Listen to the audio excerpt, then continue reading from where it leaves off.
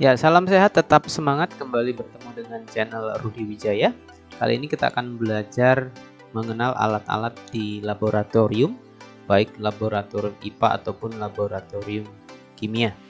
Nah, kita lihat satu persatu alat-alat yang ada di laboratorium. Kita mulai dari tabung reaksi. Nah, tabung reaksi ini terbuat dari gelas yang dapat dipanaskan. Alat ini digunakan sebagai tempat untuk mereaksikan zat kimia dalam jumlah sedikit. Cara penggunaannya adalah tabung reaksi dipegang pada bagian leher, dimiringkan kurang lebih 60 derajat, kemudian diisi dengan larutan yang akan dianalisa. Berikutnya adalah penjepit kayu. Alat ini terbuat dari kayu yang dipakai untuk memegang tabung reaksi. Nah, saat ini selain terbuat dari bahan kayu, penjepit tabung reaksi juga bisa kita temukan dari bahan logam. Ya, berikutnya ada rak tabung reaksi. Nah, biasanya terbuat dari kayu atau logam, dipakai untuk menaruh tabung reaksi.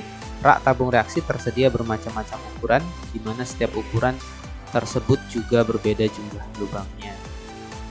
Selanjutnya pengaduk gelas atau batang pengaduk.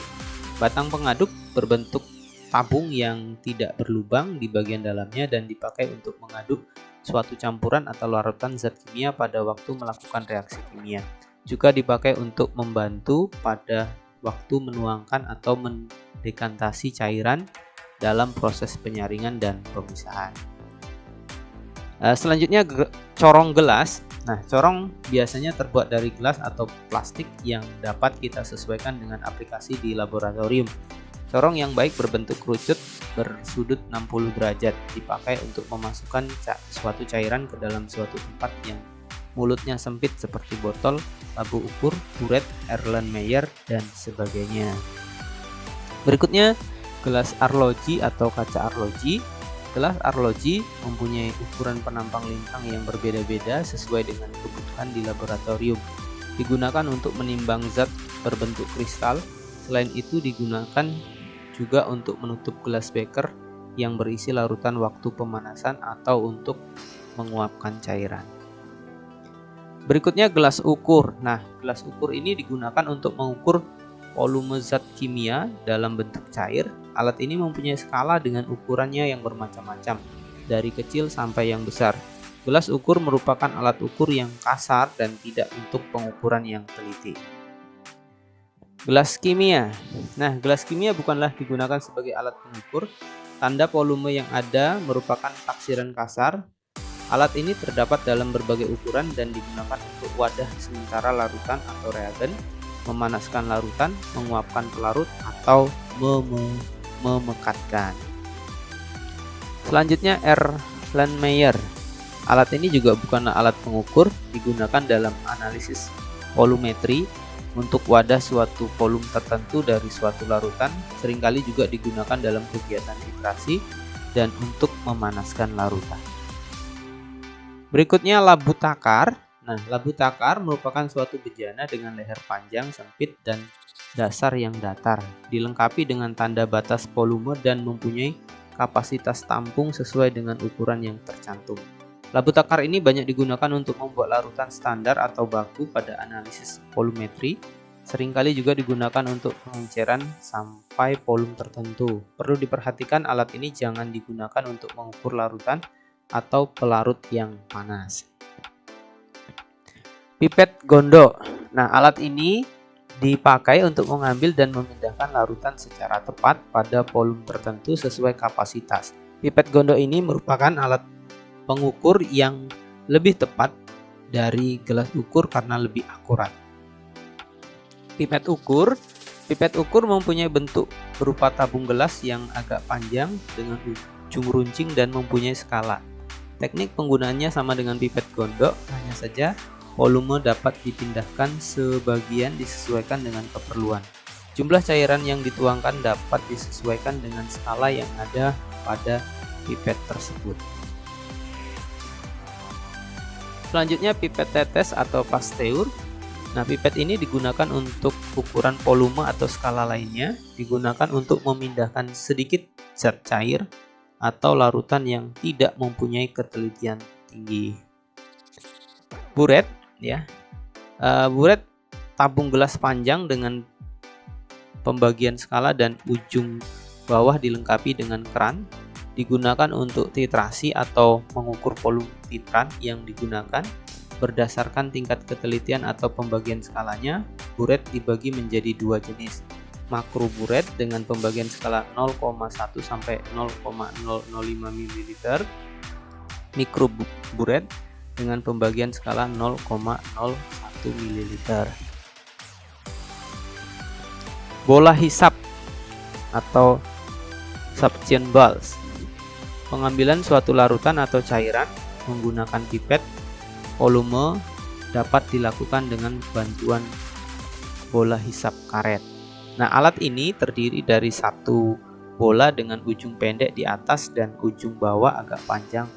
Ujung bawah mempunyai cabang ke samping sebelum dipakai untuk mengambil cairan. Bola hisap dikosongkan dengan menekan bola dan bagian ujung atas. Selanjutnya, botol semprot.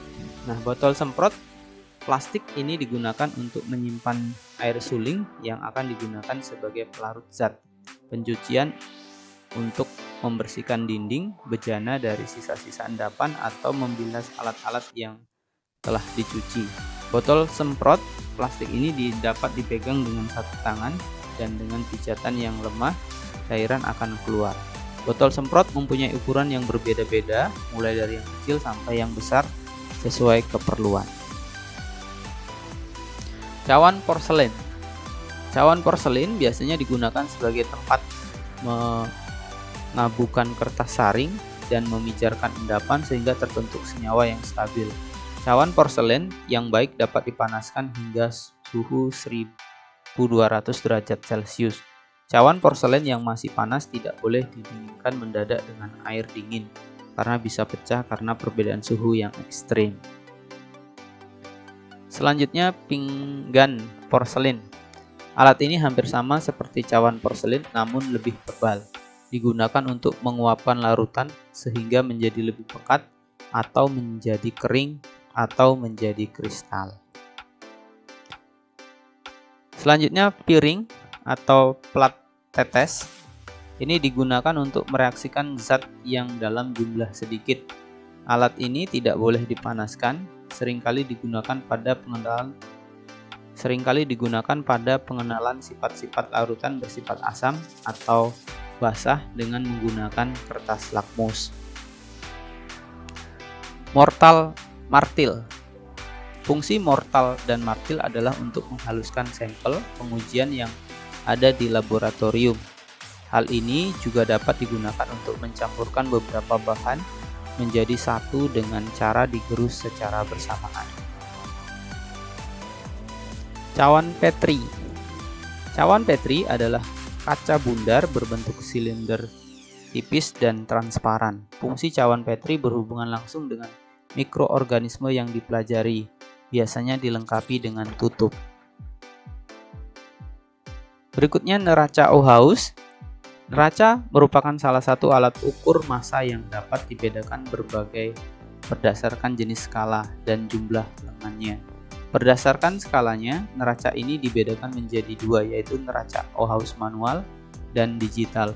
Untuk yang manual ada neraca Ohaus 2 lengan, 3 lengan, dan 4 lengan. Selanjutnya, neraca analitik. Nah, neraca analitik merupakan sebuah alat laboratorium yang digunakan untuk mengukur massa suatu zat, baik zat berbentuk padatan maupun cair. Neraca analitik sangat mudah ditemukan di setiap laboratorium karena fungsi dan kegunaan yang sangat penting. Berikutnya, klem dan statip.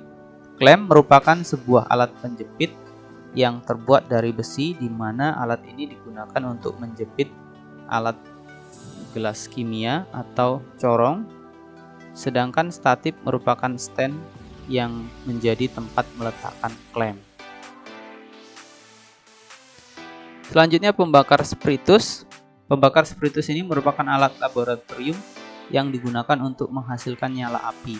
Sesuai namanya, bahan bakar dari alat ini menggunakan spiritus yang disalurkan menggunakan sumbu-sumbunya yang akan menyerap spiritus dan dikeluarkan di bagian atas. Cara menyalakan pembakar spiritus adalah tinggal dikasih api, dan untuk mematikannya adalah dengan langsung ditutup, jadi tidak perlu ditiup atau tidak ditiup. Selanjutnya pembakar bunsen.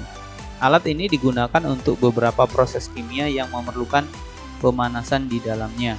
Khusus pada alat kimia analitik, pembakar bunsen digunakan dalam uji kualitatif untuk memanaskan tabung reaksi. Kaki 3 dan kasa. Kaki 3 adalah logam besi bundar dengan kaki terbuat dari logam sebanyak 3. Merupakan alat penunjang di laboratorium yang digunakan untuk menopang atau menahan alat gelas kimia atau labu selama pemanasan. Umumnya kaki 3 terbuat dari logam ringan seperti baja yang tahan karat atau besi sehingga mudah dipindahkan kapan saja. Segitiga porselen. Alat ini berfungsi sebagai penopang wadah, misalnya cawan porselen yang akan dipanaskan di atas kaki 3. Berikutnya labu destilasi. Nah, labu destilasi sering digunakan untuk alat penyulingan di laboratorium. Prinsip kerja labu destilasi ini didasarkan pada perbedaan titik didih atau volatilitas larutan, sehingga larutan yang tercampur akan terpisah berdasarkan titik didihnya. Pendingin atau kondensor. Kondensor ini digunakan untuk mendinginkan uap panas. Kondensor berasal dari kata kondensasi yang berarti bahwa alat tersebut akan mendinginkan uap yang melewatinya dan mengubah menjadi fase cair. Berikutnya corong pisah, merupakan alat laboratorium yang digunakan dalam ekstraksi bahan cairan untuk proses memisahkan dengan beberapa komponen dalam campuran antara dua fase dengan kepadatan yang berbeda. Berikutnya adalah lemari asam. Fungsi lemari asam adalah untuk menghindarkan atau menjauhkan atau membuang segala jenis uap berbahaya, baik dalam bentuk cairan seperti asam sulfat maupun padatan AOH. Tangkrus digunakan untuk memegang atau mengambil wadah dalam keadaan panas, misalnya pada saat analisis kadar air dengan menggunakan oven, di mana tangkrus ini digunakan untuk mengambil botol timbang yang akan dikeluarkan dari oven. Termometer. Nah, termometer atau disebut juga dengan pengukur suhu adalah alat yang digunakan untuk mengukur suhu atau temperatur. Istilah termometer berasal dari bahasa Latin thermo yang berarti panas dan meter yang berarti untuk mengukur. Ada banyak jenis termometer. Selanjutnya jangka sorong. Jangka sorong atau vernier kaliper merupakan alat ukur yang sering digunakan dalam dunia otomotif karena mampu mengukur benda kerja dengan ketelitian hingga 0,02 mm dan 0,05 mm. Jangka sorong digunakan untuk mengukur ketebalan, diameter dalam, diameter luar, dan mengukur kedalaman suatu benda. Selanjutnya mikroskop. Nah, fungsi mikroskop adalah untuk mengamati objek yang ukurannya sangat kecil hingga mata manusia tidak akan mampu untuk melihatnya. Demikian video kita kali ini mengenai alat-alat yang ada di laboratorium. Semoga bermanfaat. Salam sehat, tetap semangat. Terima kasih.